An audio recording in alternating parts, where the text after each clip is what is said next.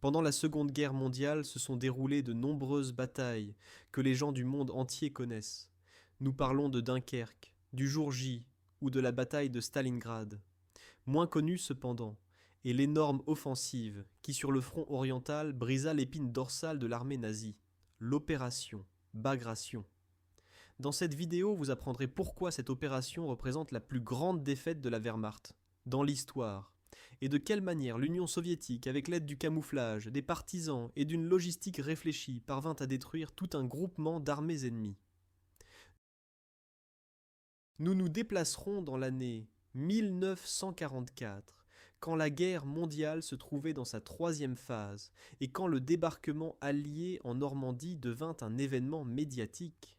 Les médias occidentaux consacrèrent une attention énorme aux soldats qui débarquèrent le 6 juin sur les plages françaises, mais parlaient peu du fait que 2 semaines plus tard commença à l'Est la plus grande opération alliée contre l'Allemagne.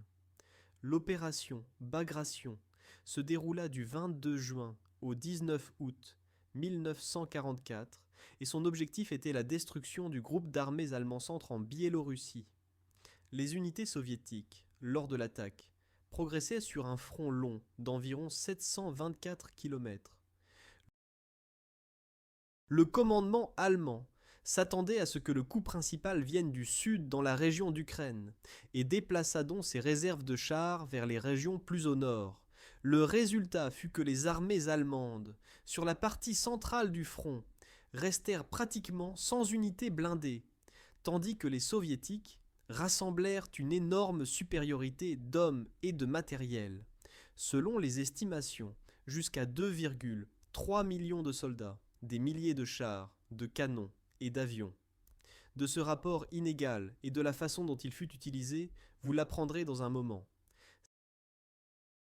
Cette bataille portait le nom du prince géorgien Piotr Bagration, héros des guerres napoléoniennes, et fut planifiée de manière à aider les opérations alliées à l'ouest, tandis qu'à l'est, elle libérerait la Biélorussie et ouvrirait la route vers Varsovie et Berlin. Bien que ce fût l'époque des opérations estivales, le commandement soviétique dut inventer un moyen de cacher ses intentions au service de renseignement allemand. Dans cette vidéo, vous apprendrez aussi la campagne de camouflage, appelée Maskirovka, qui comprenait de fausses émissions radio, la dissimulation de colonnes dans les forêts et un contrôle strict des civils. Les préparatifs comprenaient aussi des sabotages massifs d'unités partisanes, qui minaient les voies ferrées et les ponts derrière le front allemand. Rien que pendant la nuit du 19 au 20 juin, ils firent exploser plus de 10 000 charges. Dans un moment, nous révélerons quelle grande importance eut cette activité de soutien. Pour comprendre pourquoi l'opération Bagration est souvent négligée, nous devons regarder le contexte plus large.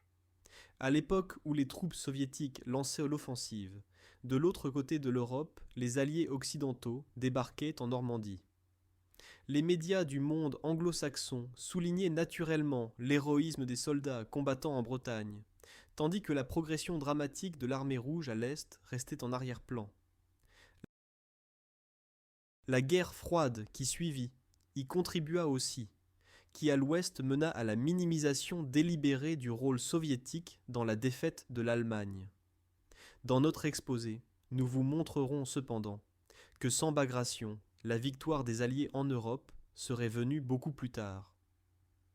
Restez avec nous. Dans un moment, nous passerons au premier chapitre sur les préparatifs de l'opération et sur la façon dont les Soviétiques parvinrent à tromper le commandement allemand. À l'été 1943, l'armée rouge obtint, après la victoire à Koursk, l'initiative stratégique. Les armées allemandes furent repoussées dans la partie nord et sud du front oriental, et en Biélorussie se forma un saillant que le commandement soviétique surnommait le balcon biélorusse. Ce saillant, tenu par le groupe d'armées centre sous le commandement du maréchal Ernst Busch, devint l'objectif principal de l'opération. L'état-major général soviétique décida de construire d'énormes forces face à ce groupe et en même temps de convaincre les Allemands que le coup principal viendrait du sud en Ukraine. Les opérations de déception appelées Maskirovka comprenaient des transferts d'unités la nuit, l'utilisation de lignes téléphoniques au lieu de radios et même la construction de faux camps Les femmes, enfants et vieillards furent évacués des villages près du front pour minimiser le risque de révélation des mouvements.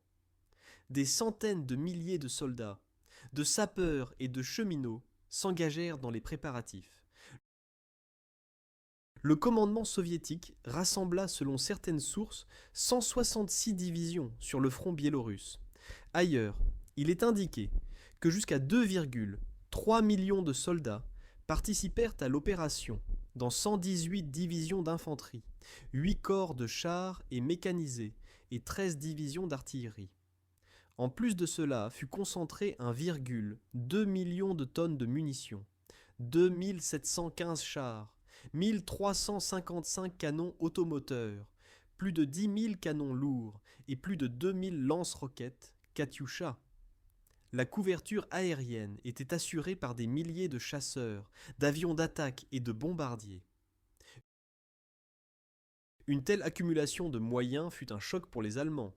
Leurs propres réserves avaient été transférées au sud, et dans la partie centrale du front, il ne resta qu'environ 570 chars et 3200 canons. Le rapport de force en chars s'estime à 8 contre 1 en faveur des soviétiques. Outre les unités classiques, participèrent aussi à l'opération environ 140 000 partisans, qui contrôlaient de vastes régions de Biélorussie. Leur tâche était de perturber l'approvisionnement de l'ennemi et d'empêcher les unités allemandes de battre en retraite. Dans la nuit du 19 au 20 juin 1944, les partisans firent exploser environ 10 500 charges sur les voies ferrées, les ponts et les carrefours. Ces sabotages causèrent aux unités allemandes des difficultés logistiques fondamentales et les forcèrent à battre en retraite par des routes étroites, contrôlées par les partisans, où elles devenaient une cible facile des unités soviétiques attaquantes. Un des éléments clés de la préparation soviétique fut la doctrine de la bataille en profondeur, connue sous le nom russe de Glubokij Boj. Développée dans la période d'entre-deux-guerres, elle se concentrait sur le fait que plusieurs groupes d'assaut percent le front en plusieurs endroits et perturbent ainsi la défense ennemie dans toute sa profondeur. Contrairement à la guerre éclair allemande qui s'appuyait sur une percée en un seul endroit, la théorie soviétique combinait les procédures de l'artillerie, des chars et de l'infanterie en vagues coordonnées et intervenait ensuite rapidement dans l'arrière de l'ennemi. Dans cette vidéo, vous apprendrez comment cette théorie fonctionna pour la première fois dans la pratique. Staline, cette fois, n'intervenait pas dans les détails opérationnels, aussi durement qu'auparavant, et les généraux purent planifier selon leur propre jugement. Le résultat fut que les 3 fronts soviétiques, 1er Baltique, 3e Biélorusse, 2e Biélorusse et 1er Biélorusse, se complétaient mutuellement et concentraient leur puissance de feu aux bons endroits. Ils se préparaient à créer des percées près des villes de Vitebsk, Orsha, Mogilev et Bobrousk, et ensuite à encercler les unités ennemies. Avant même le début de l'offensive, les Allemands tentaient d'arrêter la pression croissante des partisans au moyen d'opérations comme Frühlingsfest, au cours desquelles ils essayaient de nettoyer les territoires boisés de Biélorussie. En pratique cependant, il s'agissait souvent de massacres de civils, et les villages étaient brûlés, ce qui au contraire renforçait la résistance et poussa de nombreux villageois à se joindre aux partisans. Les unités allemandes, souvent composées d'hommes plus âgés ou insuffisamment entraînés, n'étaient pas capables d'arrêter le combat partisan. Quand le commandement soviétique vit que les partisans détruisaient avec succès les ponts et les chemins de fer, il planifia la coordination entre l'activité de résistance et le début de l'offensive, pour que la logistique ennemie soit complètement paralysée. Tandis que les soviétiques concentrèrent les forces, à Berlin et au quartier général du groupe d'armées centre régnait la confusion. Le commandement allemand s'attendait à ce que le coup principal soviétique vienne du sud, dans la région d'Ukraine. De là aussi, dans les derniers mois déferlèrent avec les attaques soviétiques. Les succès au Dniepr ou dans l'avant-poste des Carpates amenèrent courir les généraux à la conviction que Staline continuerait dans la même direction. Cela mena au fait que vers le sud furent transférés 88% des chars et un tiers des canons du groupe d'armées centre. Sur le groupe centre lui-même ne restèrent ainsi que 580 chars et canons automoteurs, et le front était très faiblement occupé. Chez la 9e armée, il y avait pour un kilomètre de front seulement 143 soldats. Le maréchal Ernst Busch, connu pour sa loyauté envers Hitler, demandait l'autorisation de se retirer vers les fleuves Dniepr ou Bérézina, ce qui raccourcirait le front et permettrait de créer des réserves. Hitler refusa cependant de reculer, ne serait-ce que d'1 pouce, et ordonna que toutes les villes sur le front se défendent, jusqu'au dernier homme. Les villes stratégiques, comme Vitebsk, Orsha, Mogilev ou Bobruisk, furent désignées comme Festung, forteresses, qui devaient servir de point d'appui et retarder la progression de l'ennemi. Les commandants allemands sur le terrain savaient cependant bien que leurs troupes étaient fatiguées et mal approvisionnées, et que la tactique défensive rigide ne pouvait mener qu'à la destruction complète. Le journal de guerre de la 9e armée, que tenait le général Hans Jordan, contient un enregistrement du 21 juin 1944. Il peut être possible d'arrêter l'offensive soviétique, mais pas sous les directives actuelles qui exigent une défense absolument rigide. Si l'attaque soviétique éclate, l'armée devra passer à la défense mobile, ou verra son front écrasé. Du côté allemand se présentèrent aussi d'autres faiblesses. Le groupe d'armées centre avait au total 38 divisions, mais parmi elles se trouvaient aussi des divisions de campagne de la Luftwaffe, des régiments de sécurité et des unités composées de Hongrois ou de Slovaques, dont le moral de combat était bas après des années de guerre. Une grande partie de l'approvisionnement dépendait de charrettes, tirées par des chevaux, tandis que les soviétiques avaient des milliers de camions américains du programme Lend-Lease, ce qui leur permettait un mouvement rapide et le ravitaillement en carburant. L'aviation allemande, la Luftflotte 6, avait selon les estimations environ 775 avions, tandis que les soviétiques concentrèrent plus de 5300 machines de combat. Cette supériorité aérienne se révélerait bientôt décisive. L'interdiction de retraite d'Hitler eut aussi un effet psychologique. Quand les soldats allemands virent que leurs supérieurs résistaient à l'adaptation de la tactique et que les renforts se déplaçaient ailleurs, le scepticisme commença à se répandre. La propagande allemande tentait encore de maintenir le moral, mais la réalité du front était différente. De nombreuses unités étaient épuisées par les combats et de nombreux officiers se rendaient compte que le front ne pouvait être maintenu. Bien que le maréchal Model, célèbre pour sa capacité à diriger les opérations défensives, fut nommé le 28 juin nouveau commandant du groupe d'armées centre, il était déjà trop tard.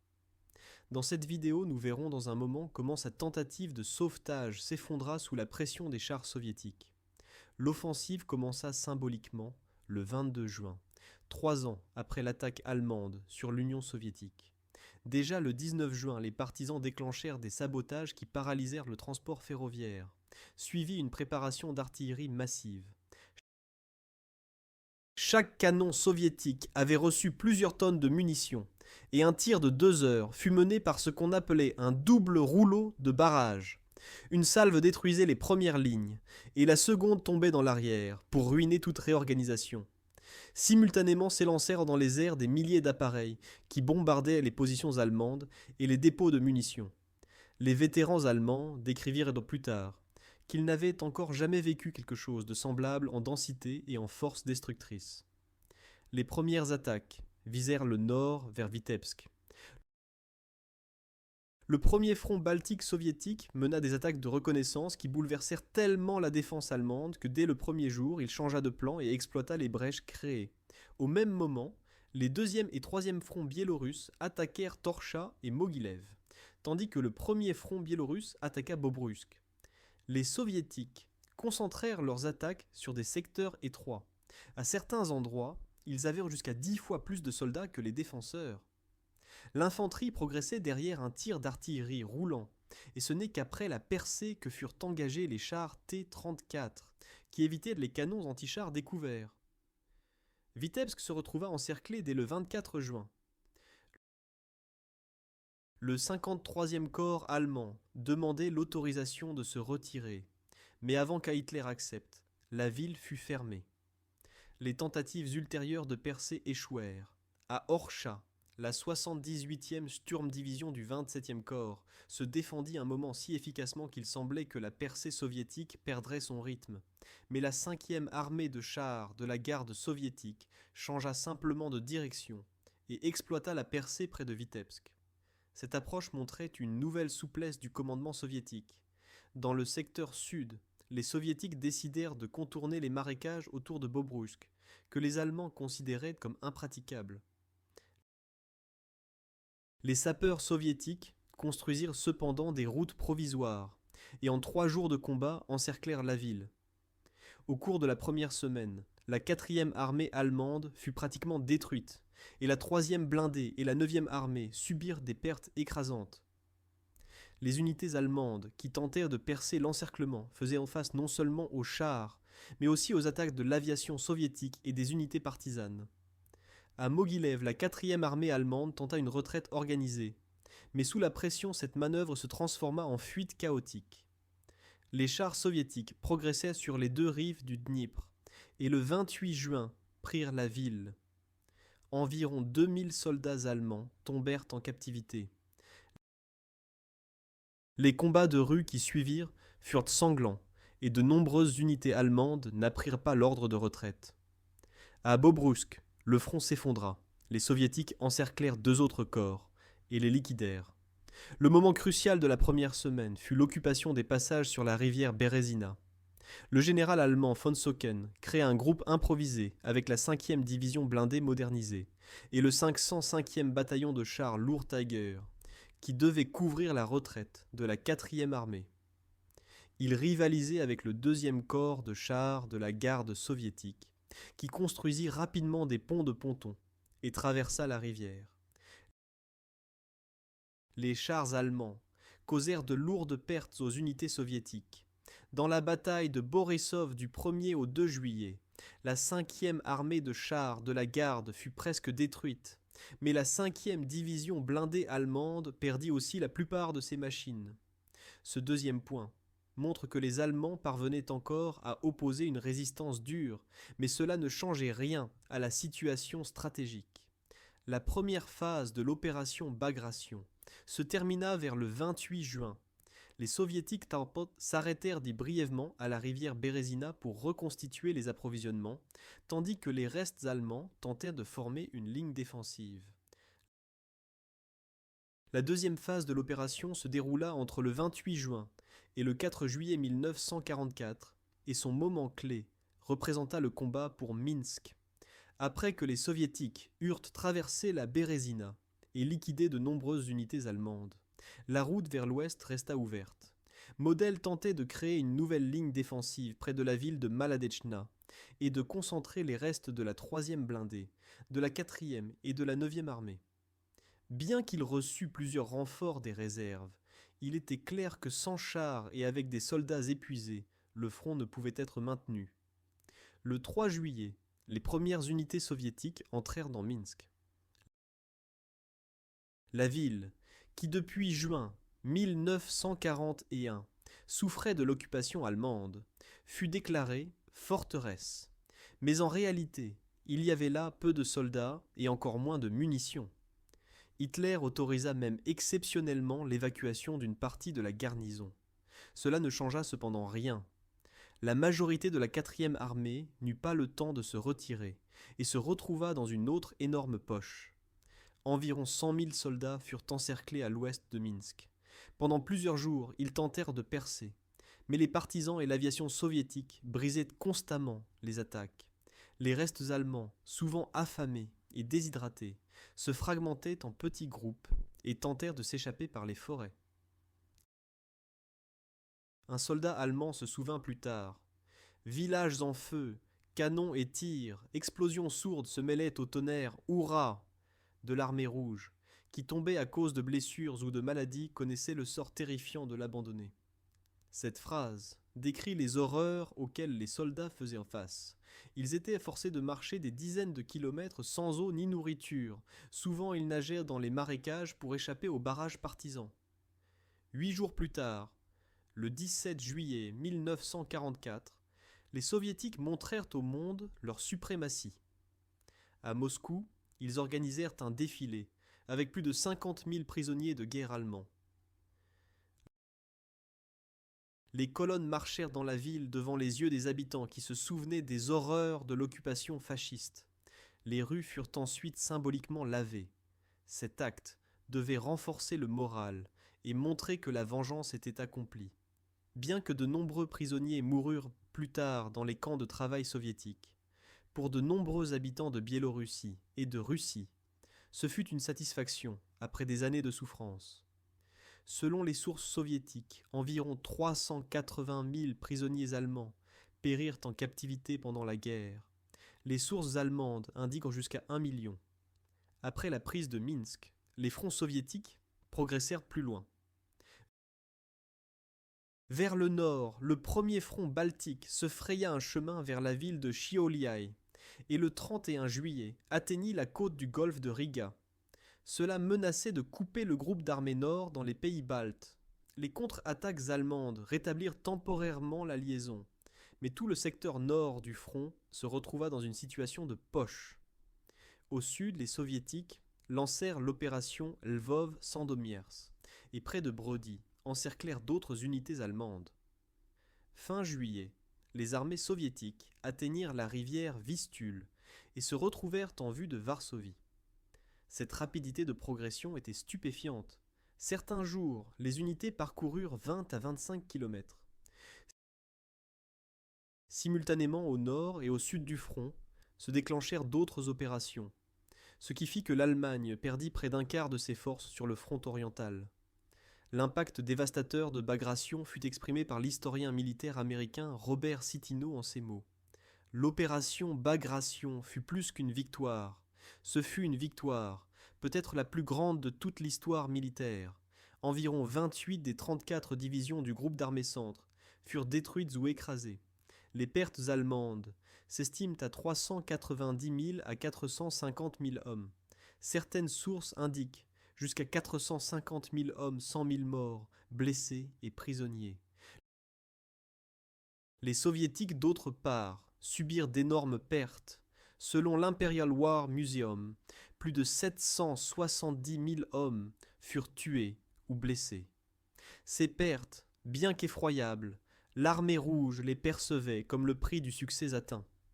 Les transferts d'unités n'auraient pas été possibles sans les corps du génie, qui construisaient les ponts et réparaient les routes. Sur les rivières comme le Dniepr, la Dvina, la Bérésina et le Niemen, il fallut en quelques heures remettre en service des ponts de ponton, capables de porter des chars lourds et des colonnes d'approvisionnement. Les sapeurs soviétiques travaillaient souvent sous le feu. Ils construisaient des pontons flottants, tandis que les couvrait l'artillerie et les écrans de fumée.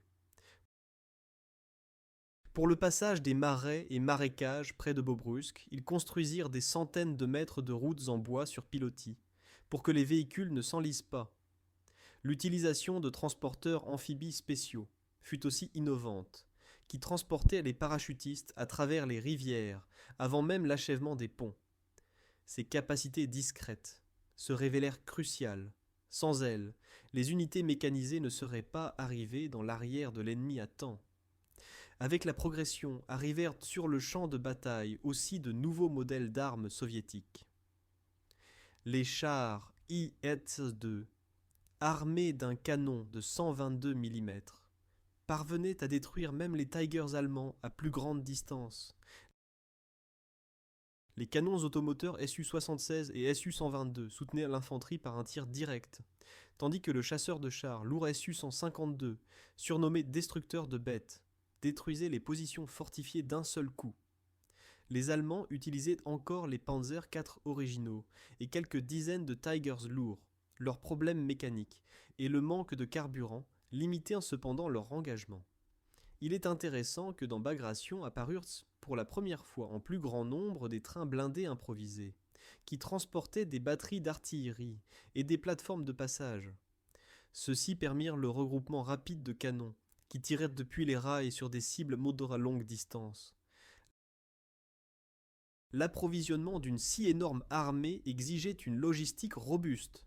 Les soviétiques réparèrent et élargirent le réseau ferroviaire pour que les trains puissent transporter munitions et vivres plus près du front. Des ateliers mobiles réparaient les chars directement dans les conditions de campagne, et les camions américains s'occupaient du dernier segment de la chaîne d'approvisionnement. Les historiens soulignent que sans 420 000 camions et des milliers de tracteurs, le rythme de progression aurait été beaucoup plus lent. Les civils furent aussi impliqués dans la logistique. Femmes et adolescents qui déchargeaient les wagons, construisaient des entrepôts temporaires et s'occupaient des chevaux quand les colonnes mécanisées passaient. Un détail intéressant est que les soviétiques amenèrent en Biélorussie des centaines de locomotives à vapeur des États-Unis, qui étaient si capables de rouler au charbon de mauvaise qualité. Grâce à elles, il fut possible de maintenir un flux constant d'approvisionnement. Les progrès dans la reconnaissance et la technique des communications contribuèrent aussi au succès. Les soviétiques engagèrent des unités de reconnaissance spéciales à moto et dans des transporteurs blindés légers qui cartographiaient les positions allemandes et transmettaient les rapports aux moyens de radio fabriqués aux États-Unis. Les réseaux radio reliant le front, les batteries d'artillerie et les aérodromes distants permirent de coordonner précisément les tirs. Les unités d'ingénierie posèrent des lignes téléphoniques de campagne et réparèrent rapidement les câbles interrompus. La combinaison de reconnaissance, de tirs précis et d'approvisionnement rapide créa une machine efficace qui surprit les Allemands, traditionnellement disciplinés. Que vous soyez commandant de chars ou cuisinier dans une cuisine de campagne, vous sentiez que le mécanisme fonctionnait. Sur la façon dont les individus dans ce mécanisme vivaient leur jour et leur nuit, vous l'apprendrez dans la section suivante. Derrière le succès de l'opération Bagration ne se trouvait pas seulement la supériorité en hommes. Cruciales furent les modernisations, la logistique et la tactique. Les chars soviétiques T-34-85 avaient un blindage incliné et parvenaient à résister aux tirs des canons antichars allemands de 50 mm, dont était équipée la majorité des unités allemandes. Les Allemands devaient donc s'appuyer sur des fusils antichars, des mines et des armes à courte portée, comme le Panzerfaust. Quand les Soviétiques percèrent les lignes, les T-34 parvenaient à sortir dans l'arrière et pénétrer sur de grandes distances, sans attendre la sécurisation des flancs.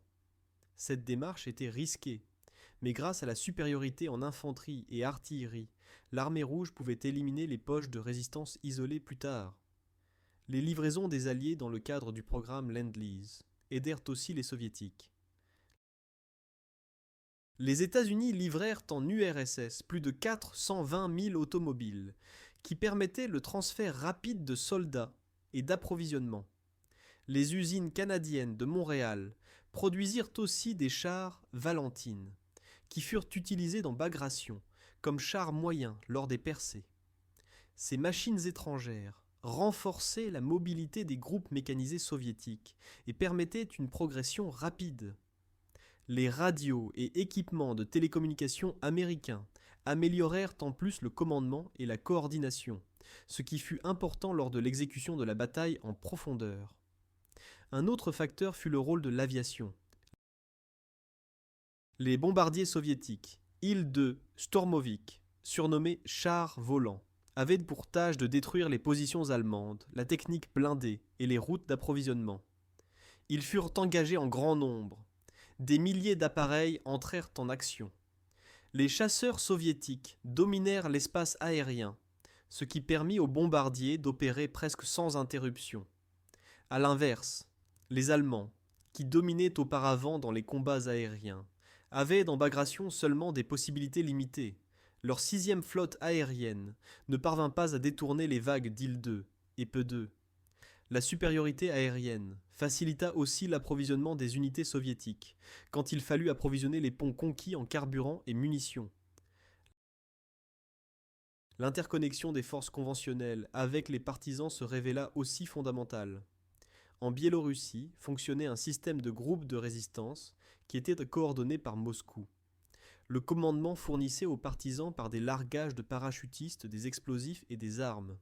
Ces combattants détruisaient les nœuds ferroviaires, les ponts et les lignes télégraphiques, empêchant ainsi les Allemands de déplacer unités et approvisionnements. Les unités allemandes, qui tentèrent de battre en retraite, devaient choisir seulement quelques routes, qui étaient dans le champ de vision des troupes soviétiques. Les partisans fournissaient en plus d'importantes informations de renseignement. Ils signalaient aux joueurs la position des batteries d'artillerie allemandes, des réserves de chars ou des forteresses locales, ce qui permit une préparation d'artillerie plus précise. Le commandement soviétique cessa, en plus d'attacher une importance dogmatique aux seules percées, et souligna au contraire la flexibilité. L'exemple en est le différend entre le maréchal Rokossovski et Staline concernant le nombre de percées. Rokossovski insistait sur 2 directions d'attaque, ce qui était en contradiction avec la tactique antérieure d'un seul axe principal, et malgré les objections de Staline, imposa son point de vue. 2 percées permirent finalement d'encercler les unités allemandes près de Bobruisk et Orsha. Cet épisode prouve que les généraux obtinrent plus d'espace pour faire valoir l'opinion professionnelle et que l'armée rouge mûrit vers une forme plus professionnelle. L'ensemble des innovations tactiques, de la technique moderne et du commandement souple créa donc un tout cohérent que les Allemands ne parvinrent pas à briser. Dans la section suivante, nous nous concentrerons donc sur les histoires des gens qui transformèrent ces améliorations en réalité, sur les soldats dans les chars, les partisans dans les forêts, et aussi les civils qui survivaient entre les 2 fronts. Derrière chaque chiffre, derrière chaque statistique, se cache un destin concret. Pour comprendre l'opération Bagration dans toute son ampleur, nous devons regarder aussi les histoires des gens ordinaires. Dans cette vidéo, vous apprendrez ce que ressent un soldat dans un char, quelle pensée traverse la tête d'une femme dont la maison brûle, et ce que vit un médecin quand déferle un flot de blessés. Ces histoires ne sont pas seulement un complément émotif, elles aident à comprendre pourquoi la bataille fut si cruelle et pourquoi la mémoire en Europe orientale en est encore vivante. Un des soldats allemands qui vécurent l'effondrement du front fut un jeune soldat du Tyrol qui nota dans son journal seulement quelques phrases. « Nous ne faisons que fuir. La nuit je dors dans les fossés, assez humide, partout des cris et du sang. Quand je me retourne, je vois des villages en feu et des femmes qui crient. Nous n'avons rien à manger, rien à boire.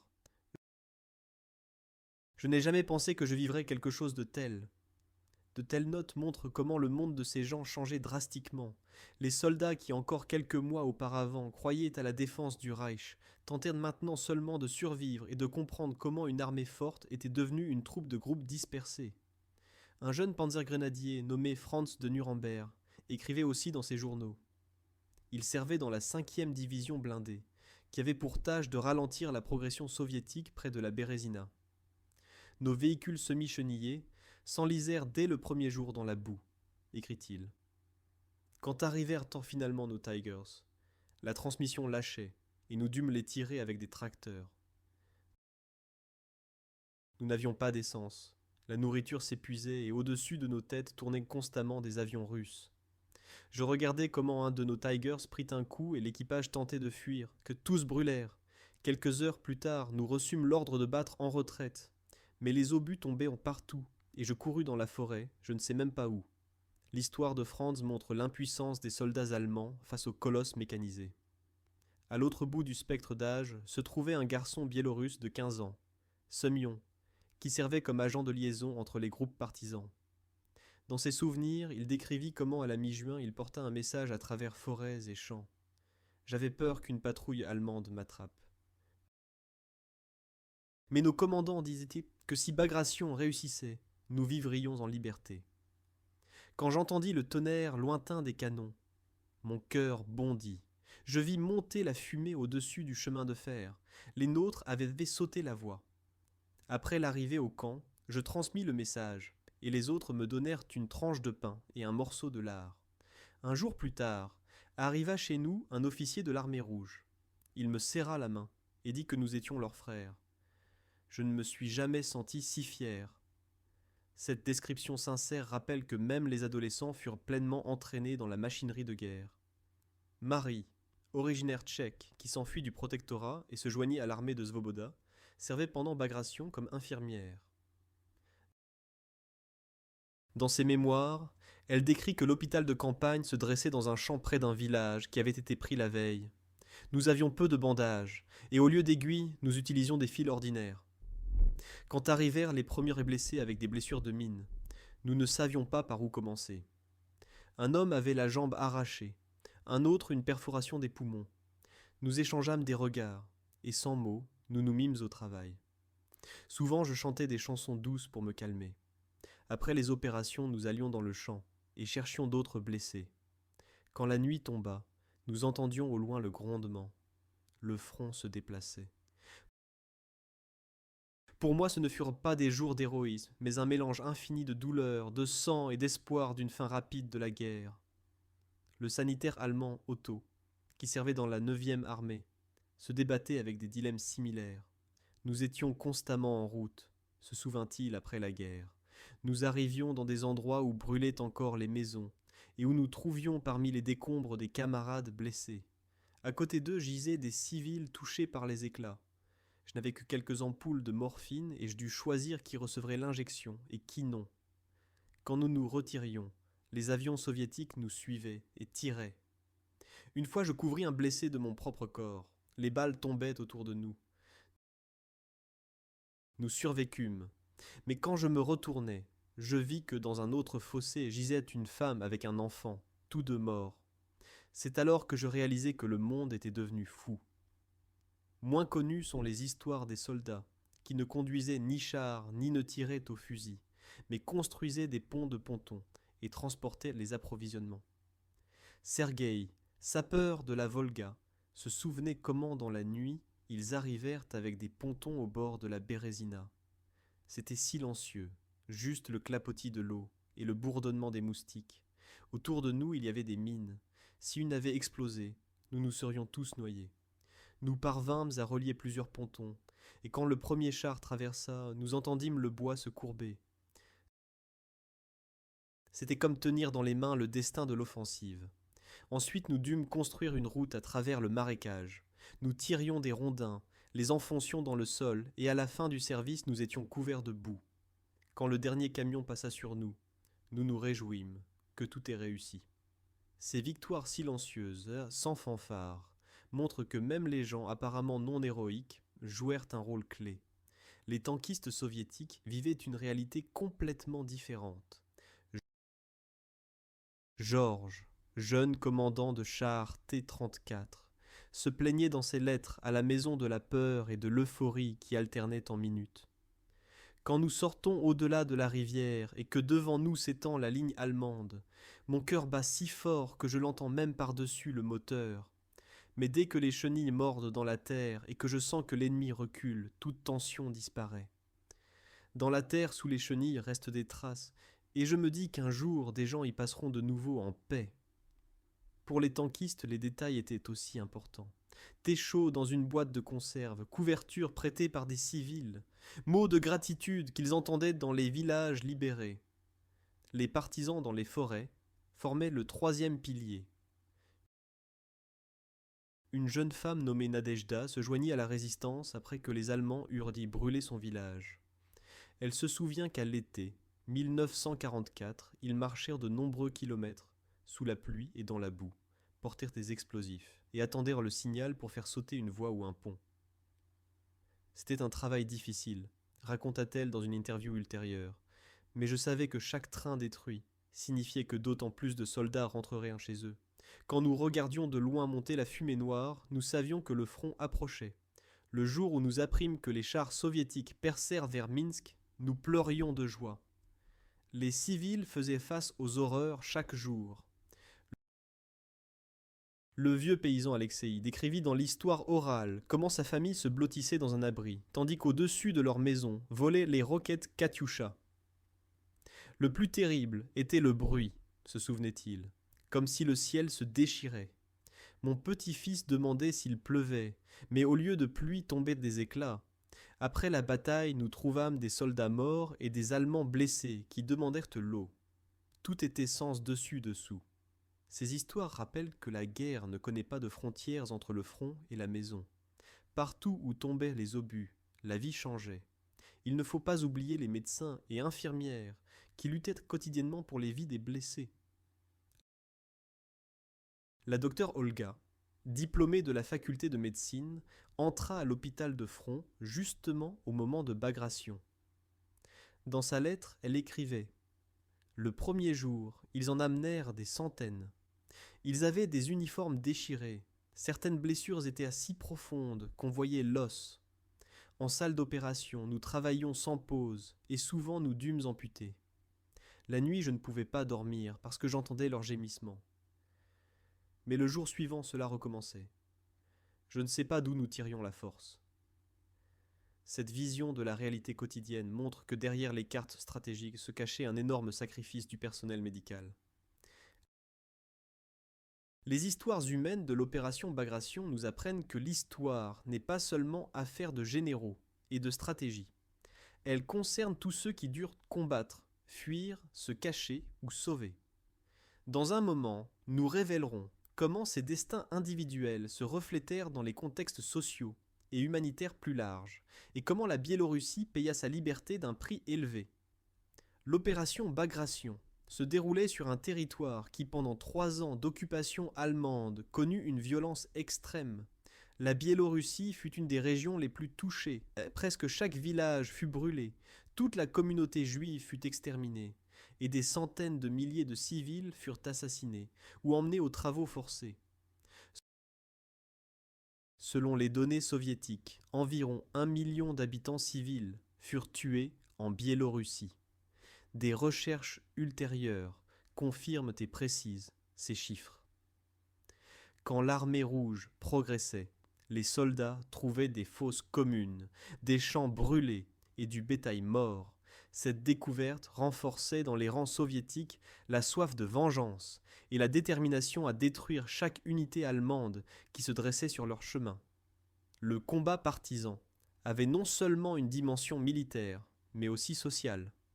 Hommes et femmes entrèrent dans la résistance, parce que l'occupation allemande était liée à la terreur. Les unités allemandes réagissaient à l'activité partisane en brûlant les villages, rien que pendant les opérations de janvier, février et avril 1944, de nombreuses communes furent liquidées. Paradoxalement, les Allemands créèrent ainsi de nouveaux combattants. Les gens qui voyaient leur maison en flammes se joignaient souvent aux partisans. Certaines sources parlent du fait qu'elle était 1944 opérait en Biélorussie, 143 000 à 374 000 partisans. Pendant Bagration, les partisans furent pleinement intégrés dans la stratégie soviétique. Outre les sabotages, ils menaient aussi des missions de reconnaissance et fournissaient des informations sur le moral et les effectifs des unités allemandes. Dans le contexte humanitaire, il faut rappeler que la progression soviétique portait aussi avec elle des tragédies collatérales. Les combats brutaux dans les marécages et forêts coûtèrent des dizaines de milliers de victimes civiles et des milliers de villages furent détruits dans les combats. Quand les soviétiques s'approchèrent de Varsovie, y éclata un soulèvement dirigé par l'armée de l'intérieur polonaise. Ils croyaient que la progression rapide de l'armée rouge et la destruction du groupe d'armées centre leur permettraient de libérer la ville. Les unités soviétiques s'arrêtèrent cependant inopinément et ne soutinrent pas les insurgés. Staline privilégia ses objectifs politiques et voulait mettre en place un gouvernement pro-russe. Le soulèvement se termina par une répression sanglante, et on estime que 150 à 200 000 civils polonais périrent. Cette tragédie montre que même la victoire soviétique eut son côté sombre. Avec la progression de l'armée rouge, se découvrirent en plus les crimes horribles des unités allemandes, liquidation des juifs, incendie des villages et exécution de masse. Les fosses communes et les cadavres furent un choc pour les soldats soviétiques. Cela renforça cependant aussi leur cruauté.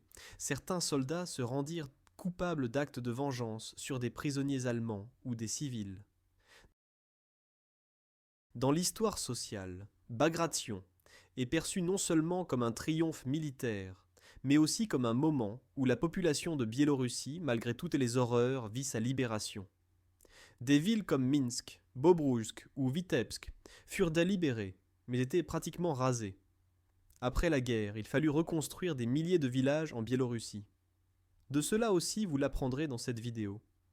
Dans un moment, nous passerons à l'impact stratégique plus large de l'opération.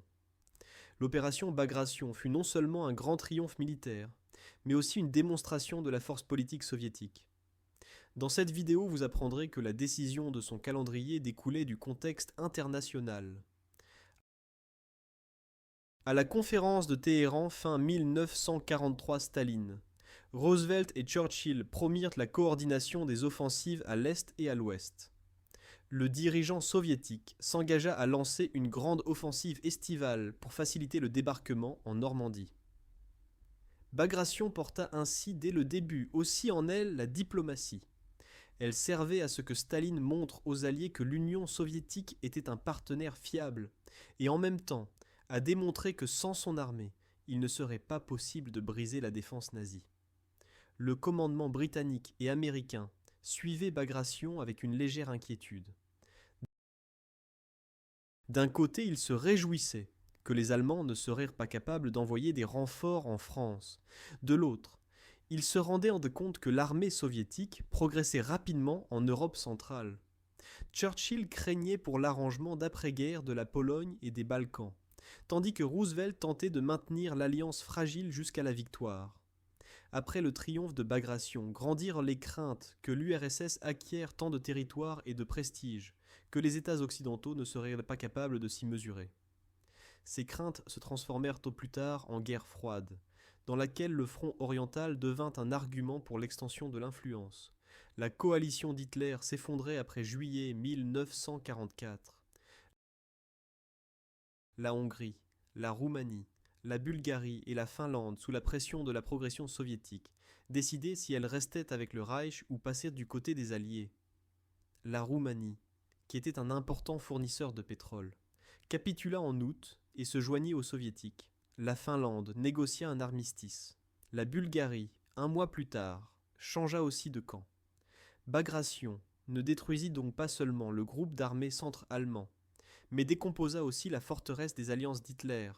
Soudain le front en Europe s'effondra en plusieurs endroits à la fois, ce qui accéléra la chute de Berlin.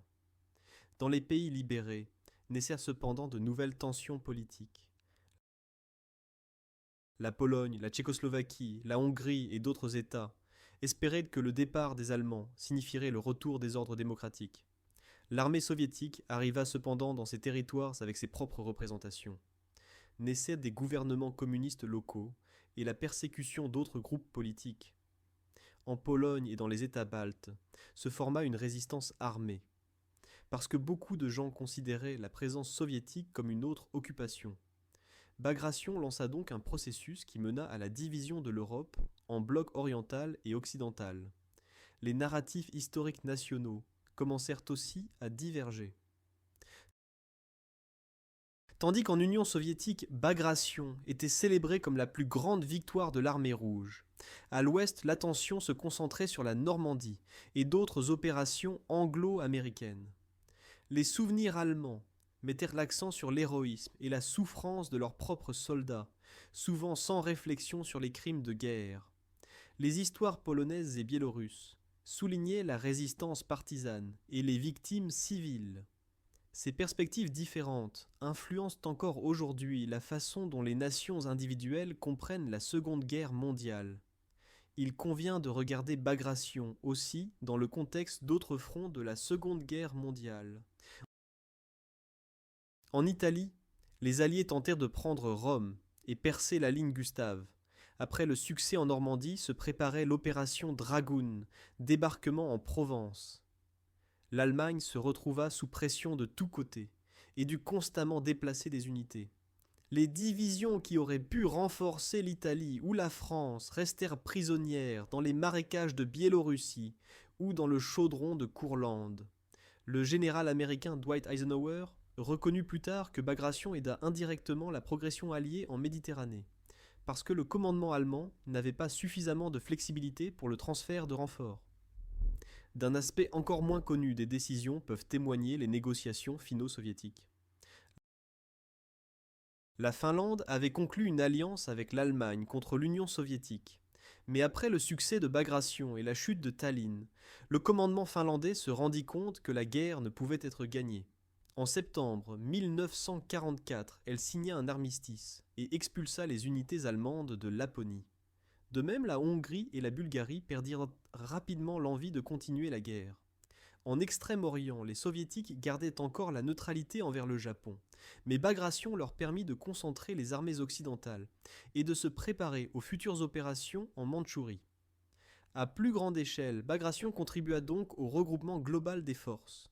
Diplomatiquement, Bagration eut aussi une autre dimension. Staline pouvait utiliser envers les Alliés l'argument. Nous avons percé le cœur du front oriental allemand. Maintenant, c'est votre tour. Cette rhétorique se refléta dans les négociations sur l'arrangement d'après-guerre de l'Europe. Quand les dirigeants se rencontrèrent à Yalta en février 1945, l'Union soviétique avait derrière elle Bagration et d'autres victoires. Elle pouvait donc exiger une influence plus marquée en Pologne, dans les Balkans et en Europe centrale. Churchill et Roosevelt durent prendre ces faits en considération, et leur représentation d'élections libres en Europe orientale cédèrent à la réalité de la supériorité de puissance. Bagration devint ainsi non seulement une opération de bataille, mais aussi un atout diplomatique. Ces contextes politiques plus larges montrent que Bagration fut une pièce sur l'échiquier diplomatique. Dans un moment, nous regarderons comment cette opération devint partie des mythes nationaux, comment différentes cultures l'aperçoivent et pourquoi sa mémoire suscite encore des débats. Bien que l'opération Bagration se soit déroulée il y a plus de 80 ans, son esprit perdure. Dans cette vidéo, vous apprendrez comment les expériences de Bagration s'inscrivirent dans la théorie militaire et comment l'événement se transforma en symbole que différentes communautés se remémorent depuis des générations. En regardant l'évolution de la pensée militaire et aussi la symbolique politique, vous découvrirez que Bagration laissa une trace beaucoup plus profonde qu'il ne pourrait sembler dans de nombreux manuels. Commençons par la stratégie. La doctrine de la bataille en profondeur que les soviétiques appliquèrent inspira les futurs généraux dans le monde entier. Les théories soviétiques soulignaient les attaques simultanées dans la profondeur de la défense ennemie, l'intégration de tout type d'armée et l'exploitation rapide des percées. Ces principes apparurent plus tard dans le concept dit Airland Battle, que l'armée américaine élabora pendant la guerre froide pour le cas d'un affrontement avec le pacte de Varsovie. Dans le Golfe Persique, en 1991, les États-Unis et leurs alliés utilisèrent un bombardement massif combiné avec une manœuvre rapide d'armées de chars, ce qui reflète l'expérience soviétique. Les armées accordent aujourd'hui une attention similaire à la logistique et au transfert d'approvisionnement comme les soviétiques pendant Bagration. Sans carburant et munitions, on ne peut mener un conflit moderne. Les moyens de déception restèrent actuels. Les soviétiques, dans le cadre de la Maskirovka, utilisaient de fausses émissions radio, des maquettes de chars et un contrôle strict de l'information. Dans Bagration, ils parvinrent à déplacer des centaines de milliers de soldats et des milliers d'armes sans que les Allemands comprennent où viendrait le coup. Ce principe s'appliqua aussi dans d'autres conflits. Pendant l'opération Tempête du désert, les unités alliées engagèrent de faux chars et perturbèrent la communication irakienne. À l'ère numérique, la Maskirovka se transforma en opération cybernétique et campagne d'information. Mais l'idée de base, tromper l'adversaire et en même temps concentrer les forces là où il ne s'y attend pas, est toujours la même. La mémoire de l'opération Bagration est forte dans l'espace post-soviétique. En Biélorussie, nous trouvons des monuments et musées consacrés aux partisans et soldats. Dans les rues de Minsk se dressent des statues qui rappellent les héros de l'offensive de juin. Chaque année en juillet, ont lieu des reconstitutions de batailles, et les écoles organisent des excursions sur les champs de bataille. En Russie, la célébration de la victoire se concentre autour du 9 mai, mais Bagration est souvent mentionné dans les manuels et films documentaires. Il rappelle à de nombreuses familles des ancêtres perdus. Les survivants se souviennent du défilé des prisonniers allemands à Moscou, comme d'un moment où il semblait que la justice avait triomphé. A l'inverse, à l'ouest Bagration n'apparaît qu'en marge. La culture anglo-saxonne donna naissance à des films sur la Normandie, Arnhem ou la bataille des Ardennes, mais peu de films se consacrent au marécage biélorusse. Cela a de nombreuses raisons. Barrières linguistiques, rivalité de guerre froide, mais aussi le fait que les témoignages des vétérans soviétiques restèrent longtemps inaccessibles. Ces dernières années, cependant, paraissent des livres et documents qui comblent cette lacune, et Bagration arrive lentement dans la conscience plus large. L'héritage de Bagration n'est pas seulement dans la façon dont il influença la tactique militaire ou la géopolitique. Il nous rappelle aussi que la guerre est faite par des gens avec leurs propres histoires et que la mémoire collective est fragile. Dans la partie suivante, nous réfléchirons sur pourquoi on parle encore peu de cette bataille en dehors de l'espace post-soviétique et ce que cela révèle sur notre relation au passé. La mémoire et les mythes liés à Bagration diffèrent dans différentes sociétés. Les autorités soviétiques utilisèrent immédiatement la victoire pour la propagande. Dans le journal Pravda, on écrivait sur la plus grande attaque de tous les temps, et les journaux filmés montraient d'interminables files de prisonniers allemands. En même temps, on omettait les motifs politiques, par exemple la réticence à aider les insurgés polonais. Les gens en Europe orientale créaient cependant leurs propres souvenirs, certains héroïques, d'autres tragiques, et au fil des ans, ces images se formèrent en mythes originaux. En Biélorussie, Bagration est lié à un héritage complexe. Outre Minsk existe aussi le lieu symbolique Katyn, village brûlé par les Allemands en mars 1943. Le monument qui y grandit devint un symbole de la souffrance des civils et est souvent lié à la résistance partisane. Excursions scolaires, expositions de musées et cérémonies publiques racontent les héros des marécages et les expositions picturales saisissent les partisans comme des combattants romantiques. Sur les billets biélorusses actuels apparaissent des motifs de commandos partisans et la mémoire de Bagration fait partie de l'identité étatique. Pourtant, dans les souvenirs privés de nombreuses familles résonne aussi la tristesse des foyers détruits et des proches qui ne revinrent jamais. En Russie, l'opération Bagration devint partie du narratif plus large de la Grande Guerre patriotique.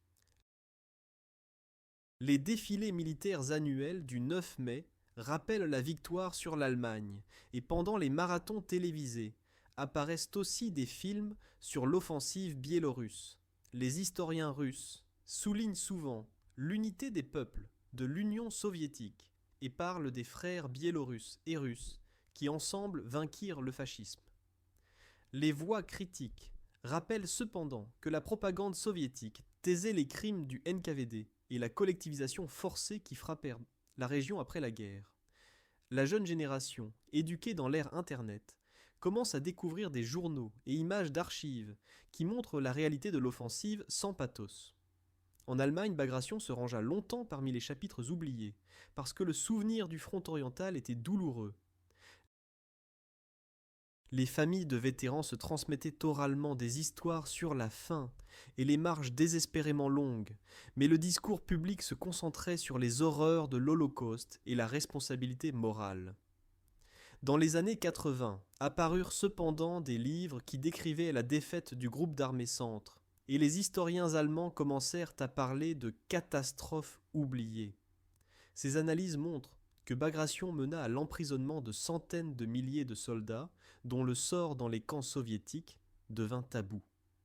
L'acceptation de cette défaite contribua au renforcement du pacifisme allemand et au rejet du militarisme. La perspective polonaise et balte est encore différente. Pour les historiens polonais, Bagration est un rappel tragique que la progression soviétique n'apporta pas la liberté, mais une nouvelle occupation. C'est justement pendant Bagration lorsque fut refusé aux insurgés de Varsovie l'accès aux aéroports et au soutien. En Lituanie et Lettonie, les partisans entrèrent alors en conflit avec les unités soviétiques, parce que leur objectif était l'indépendance. Dans le folklore balte apparaissent des chansons sur les partisans qui combattirent contre deux empires, et les monuments de l'époque de Bagration servent de mémento de la double oppression. À l'ouest, les mythes sur Bagration ne font que naître.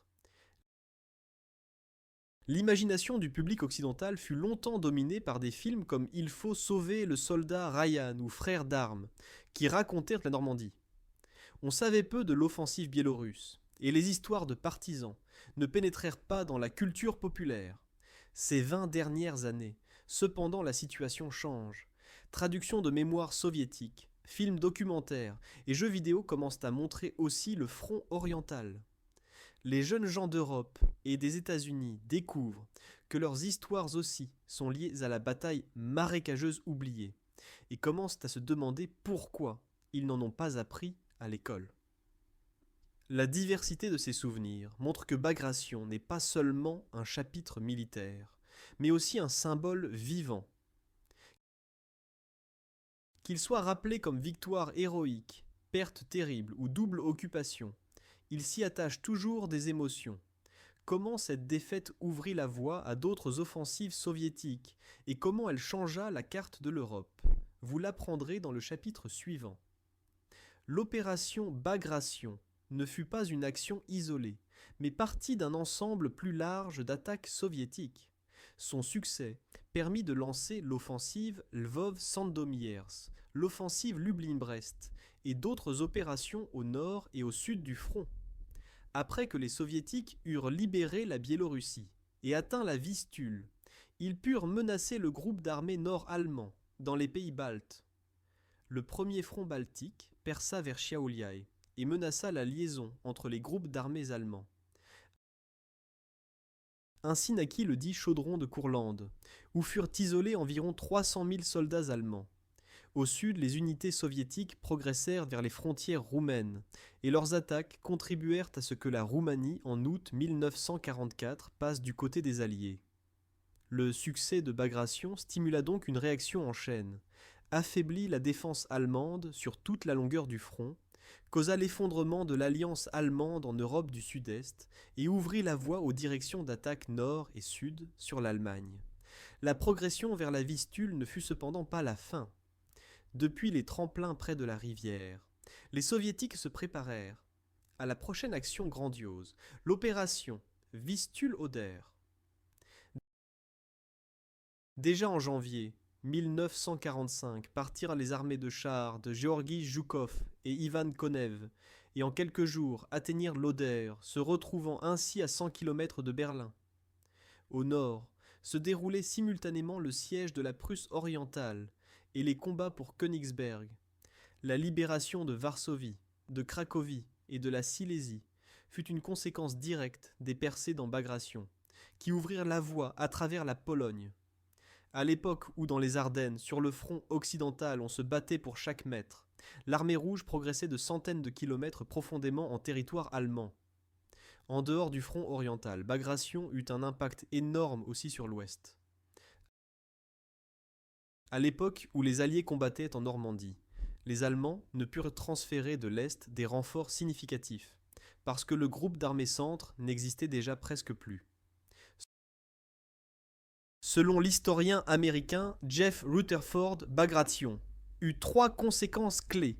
Première, il assura que les alliés occidentaux en Normandie feraient face à un nombre limité d'unités allemandes. Deuxième, il montra l'énorme fossé dans les ressources humaines et matérielles entre soviétiques et allemands. Les soviétiques engagèrent environ 2,5 millions de soldats, 45 000 canons et plus de 6 000 chars, tandis que les Allemands avaient environ 486 000 hommes, 3 200 canons et 570 chars. Troisième, il confirma que l'armée rouge avait appris à mener des opérations profondes professionnelles. Du point de vue économique et militaire, Bagration devint donc un signal que l'Allemagne se trouvait au bord de l'effondrement et que la guerre était décidée. Politiquement, l'opération Bagration eut aussi une grande importance. Avec son aide, Staline accomplit sa promesse à Roosevelt et Churchill de la conférence de Téhéran, qu'en soutien au débarquement en Normandie, il lancerait une grande attaque. En même temps, cependant, les troupes soviétiques arrêtèrent la progression devant Varsovie, ce qui eut des conséquences tragiques pour le soulèvement polonais. La guerre froide qui suivit mena à ce que les médias occidentaux soulignaient principalement les opérations alliées à l'Ouest et les succès soviétiques restèrent en retrait. L'opération Bagration resta donc dans la conscience occidentale moins connue, bien que selon certains historiens, elle signifia une plus grande défaite allemande que Stalingrad ou la campagne de Tunisie. Tandis que le jour J devint un symbole de coopération alliée et d'héroïsme, l'opération Bagration tomba dans l'oubli en dehors des pays de l'ex-Union soviétique. Pourtant, de nombreux historiens la considèrent comme l'opération décisive qui brisa définitivement la résistance de la Wehrmacht.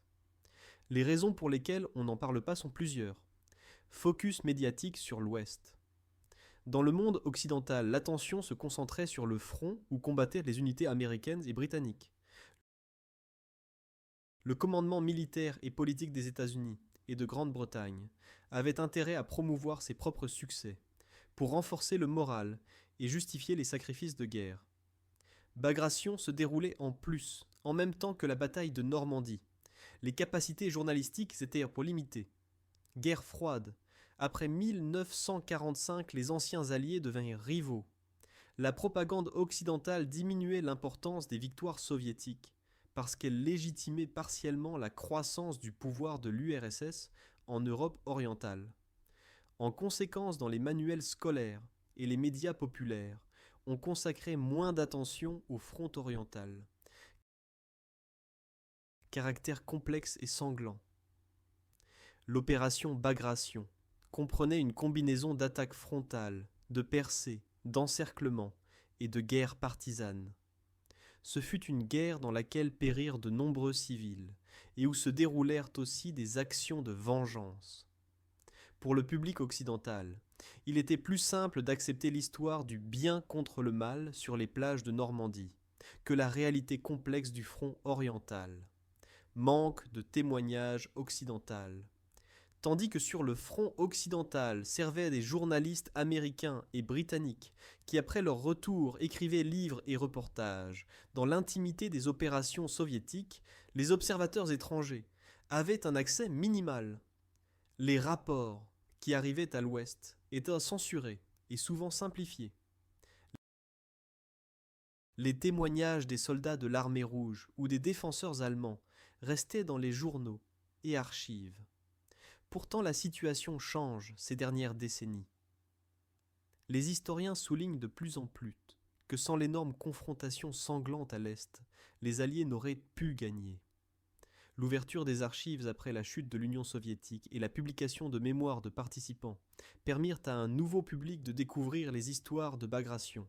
Dans cette vidéo, nous avons tenté d'approcher ce chapitre du grand public et de montrer que l'histoire de la Seconde Guerre mondiale n'est pas seulement l'histoire des invasions occidentales, mais aussi le récit des immenses sacrifices des peuples orientaux.